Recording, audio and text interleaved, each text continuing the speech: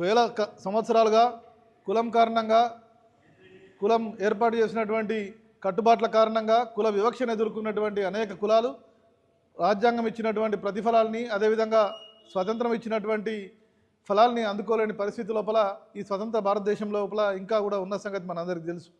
సుదీర్ఘకాలంగా బీసీలు పోరాటం చేస్తే బీసీ రిజర్వేషన్లు ఈ దేశం లోపల సాధించుకున్న సంగతి కూడా మనందరికీ తెలుసు. స్వతంత్రం వచ్చిన దాదాపు 40 సంవత్సరాల వరకు కూడా ఈ దేశం లోపల బీసీలు రిజర్వేషన్లు లేకుండానే ఉన్నారు. మండల కమిషన్ వచ్చిన తర్వాతనే జాతీయ స్థాయిలో తొలిసారిగా బీసీలకు రిజర్వేషన్లు వచ్చిన సంగతి మనందరికీ తెలుసు. అదే క్రమం లోపల ఇవాళ సుదీర్ఘకాలంగా బీసీలు మాత్రమే కాదు అనేక కులాలు చేసినటువంటి అటు అగ్రవర్ణాల్లో ఉన్నటువంటి పేదలు కానీ ఇటు మిగతా ఎస్సీ ఎస్టీ సోదరులు కానీ అందరూ కూడా చేసినటువంటి డిమాండ్ కారణంగా ప్రధానంగా దీంట్లో బీసీలు మొత్తము ఆసేతు హిమాచల్ పర్యంతం కూడా సుదీర్ఘకాలంగా చాలా విస్తృతమైనటువంటి సమాలోచనలు జరిపి చాలా పెద్ద ఎత్తున ఉద్యమాలు చేసిన ప్రతిఫలంగా ఇవాళ జాతీయ స్థాయి లోపల బీసీ కులగణనకు కేంద్ర ప్రభుత్వం నడుం బిగించింది. ఏదైతే కేంద్ర ప్రభుత్వం 33 అంశాలతోని గెజెట్ విడుదల చేసిరో దాంట్లో కులంను కూడా ఒక అంశంగా సేకరించాలి అని చెప్పి వాళ్ళు చెప్పడం జరిగింది. దానికోసం కసరత్తు కూడా తొందరలోనే చేపడతామని వాళ్ళు చెప్పారు. కాబట్టి వాళ్ళ మనము మొత్తం తెలంగాణ కాదు మొత్తం భారతదేశంలో ఉన్నటువంటి ఓబీసీలకు న్యాయం జరగాలి ప్రధానంగా. ఎందుకంటే ఈ వర్గాలు ఏవైతే ఉన్నాయో ఇన్ని ఏళ్ల పాటు కూడా ఇన్ని దశాబ్దాల పాటు కూడా ఇలాంటి ప్రతిఫలాలకు నోచుకోకుండా ఏ అవకాశాలను పొందకుండా వెనుకబాటుకు గురైనాయి, విస్మరణకు గురైనాయి. కాబట్టి ఇవాళ తెలంగాణ జాగృతి ఆధ్వర్యం లోపల ఆ కులాలన్నిటికీ కూడా న్యాయం జరగాలని జరగబోతున్నటువంటి ఇదైతే కులగణన ఉన్నదో ఇదంతా కూడా సవ్యంగా జరగాలి, సమగ్రంగా జరగాలి అన్న డిమాండ్తోని జాగృతి ఇప్పుడు రౌండ్ టేబుల్ సమావేశం ఏర్పాటు చేస్తూ ఉన్నది.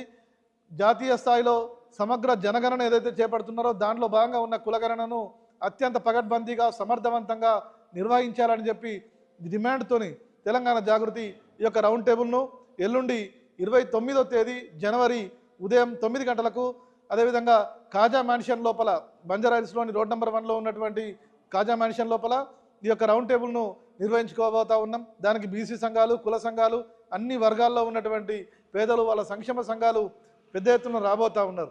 ప్రధానంగా ఇక్కడ తెలంగాణ జాగృతి డిమాండ్ చేస్తున్నది ఏంటి అంటే గతంలో చేసినటువంటి కులగణన ఏదైతే ఉన్నదో అది బీహార్లో చేసినా జాతీయ స్థాయిలో కేంద్ర ప్రభుత్వం చేసినప్పటికీ కూడా బయటకు రాలేని పరిస్థితి చాలా సందర్భాల లోపల తప్పుల తడకగా ఉన్నది. కాబట్టి ఇవాళ మనం దాన్ని సవ్యంగా చేయాలని కోరుతూ ఉన్నాం. ఏ రకాలైనటువంటి సమస్యలు వచ్చినాయో మీ అందరికీ తెలుసు. చాలా చోట్ల కూడా ఒకే కులం 4-5 పేర్లతో ఉంటుంది. ఒక ఫర్ ఎగ్జాంపుల్ ముదిరాజ్ అనే కులం ముదిరాజ్ అంటారు, ముద్రాసి అంటారు, తెనుగు అంటారు, తెలుగు అంటారు. అక్కడ వెళ్ళినటువంటి వాళ్ళకు ఎన్యూమరేటర్లకు పూర్తిగా అవగాహన లేకపోతే కొన్ని సందర్భాల లోపల ఆ డ్రాప్ బాక్స్ ఏదైతే సెలెక్ట్ చేసుకుంటామో దాంట్లో కూడా ఆ కులం కోడ్ సరిగ్గా లేకుంటే పొరపాట్లు జరిగే అవకాశం ఉన్నది. కాబట్టి దాన్ని సరిదిద్దాలని కోరుతూ ఉన్నాం. కొన్ని సందర్భాల లోపల ఒక రాష్ట్రం నుంచి ఇంకో రాష్ట్రంకు ఆయా కులాలు వలసలు జరిగినప్పుడు వాళ్ళు 2 చోట్ల కూడా ఉండే అవకాశం ఉంటుంది.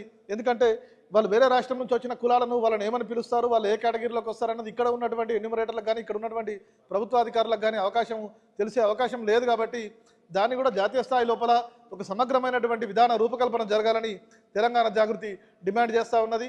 అదేవిధంగా కొన్ని కులాలకు ఆశ్రిత కులాలు ఉంటాయి, ఉపకులాలు ఉంటాయి. అదేవిధంగా కలిసి ఉన్నటువంటి సామాజికంగా కలిసి మెదులుకునేటటువంటి కులాలు ఉంటాయి.